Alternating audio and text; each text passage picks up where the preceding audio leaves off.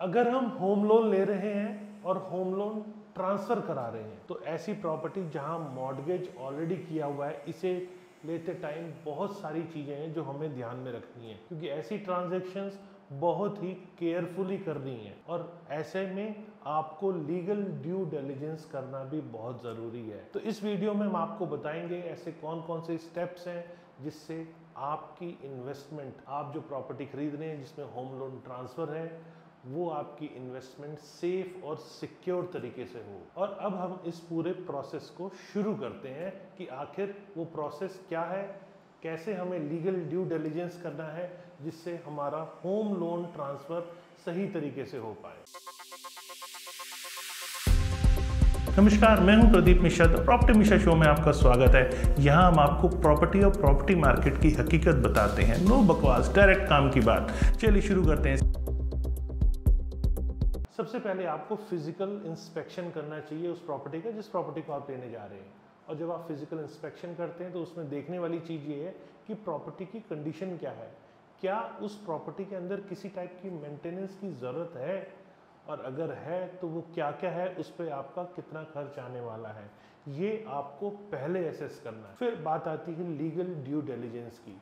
जब आप ऐसी प्रॉपर्टी खरीदते हैं तो आपको लीगल ड्यू डिलिजेंस भी प्रॉपर कर लेना चाहिए कि आखिर लीगली उस प्रॉपर्टी की क्या स्टैंडिंग है। आपको उस प्रॉपर्टी का स्क्रूटाइज करना चाहिए प्रॉपर्टी टाइटल को लेकर, उसके नॉन एनकम्बरेंस सर्टिफिकेट को लेकर, क्या उस प्रॉपर्टी पे कोई लीन है, या वो प्रॉपर्टी अगर मॉर्गेज है तो उसमें सेलर के पास उस प्रॉपर्टी रिलेटेड क्या रेलिवेंट डॉक्यूमेंट्स हैं, ये हमें ज़रूर एक बार समझ लेना चाहिए। मतलब हमें स्कैनिंग पूरी करनी चाहिए और हमें ये इंश्योर हो जाना चाहिए कि वो प्रॉपर्टी किसी भी टाइप के लीगल डिस्प्यूट में नहीं है। अगर ऐसी प्रॉपर्टी कोई लीगल डिस्प्यूट में नहीं है तभी हमें उसे खरीदने की तरफ आगे बढ़ना चाहिए। पेइंग ऑफ सेलर्स लोन, जब आप प्रॉपर्टी खरीदते हैं रीसेल के अंदर, मतलब उस प्रोसेस में जब शुरू होते हैं आप, तो आपको ये चेक कर लेना चाहिए अगर प्रॉपर्टी पहले से मॉर्गेज है तो यहाँ पर आप हेल्प कर रहे हैं सेलर को उसके लोन को पे ऑफ करने में, क्योंकि यहाँ लोन को पे ऑफ करने की रिस्पॉन्सिबिलिटी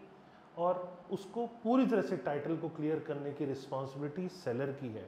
मतलब सेलर को आपको लोन क्लियर करके देना होता है, लेकिन यहाँ अक्सर आपको इस प्रोसेस के अंदर जब आप पेमेंट करते हैं सेलर को, तो सेलर को आप एक तरह से हेल्प करते हैं कि वो अपने ड्यूज़ को क्लियर करा के आपको वहाँ से क्लियर प्रॉपर्टी के डॉक्यूमेंट्स ला के दे सके वो। तो उसके लिए रिलीज ऑफ फर्स्ट मॉर्गेज ये आपके लिए इम्पॉर्टेंट होता है, क्योंकि बैंक के पास वो प्रॉपर्टी मॉर्गेज है और जब आप सेलर को पे करते हैं, फॉर एग्जांपल यहाँ प्रॉपर्टी 95 लाख की है और 50 लाख का लोन है, आपने सेलर को 50 लाख रुपीस पे किए और वो अमाउंट सेलर ने बैंक को दिया, तो बैंक उस प्रॉपर्टी पे जो मॉर्गेज है उसको फ्री करता है, मतलब वहाँ मॉर्गेज से उसको रिलीज करता है।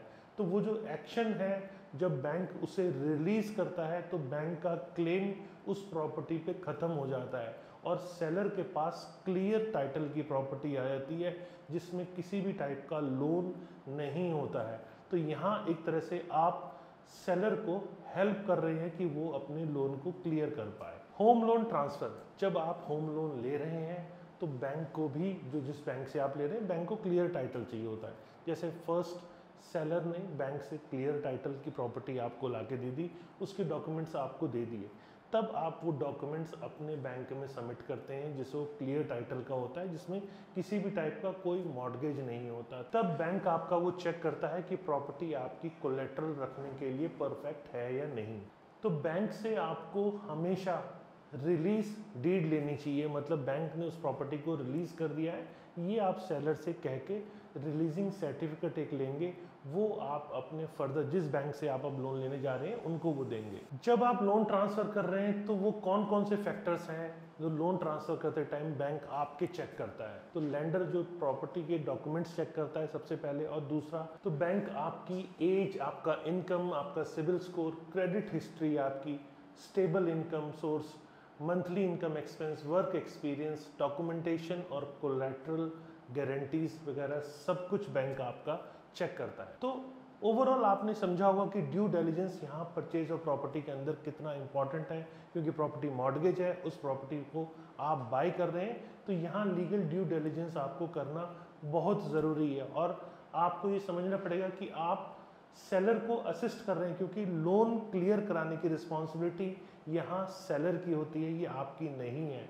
और आपने अब तक लोन ट्रांसफ़र का प्रोसेस समझ लिया होगा कि बैंक को क्या क्या चीज़ों की ज़रूरत होती है। अगर आप इन स्टेप्स को फॉलो करते हैं तो आप ऐसी प्रॉपर्टी जो ऑलरेडी मॉर्गेज है वहाँ एक सिक्योर इन्वेस्टमेंट कर सकते हैं और अपने फ्यूचर के लिए आप उसे प्रोटेक्ट कर सकते हैं। उम्मीद है आपको मेरा वीडियो पसंद आया होगा। अगर वीडियो पसंद आया तो लाइक कीजिए, कमेंट करके मुझे बताइए वीडियो कैसा लगा। फ्यूचर में ऐसे कौन से इन्फॉर्मेटिव वीडियोज़ आप और देखना चाहेंगे वो भी मुझे कमेंट सेक्शन में बताइएगा। और फ्यूचर में रेगुलर ऐसे वीडियोस देखने के लिए आप मुझे सब्सक्राइब कीजिए। नमस्कार, जय हिंद।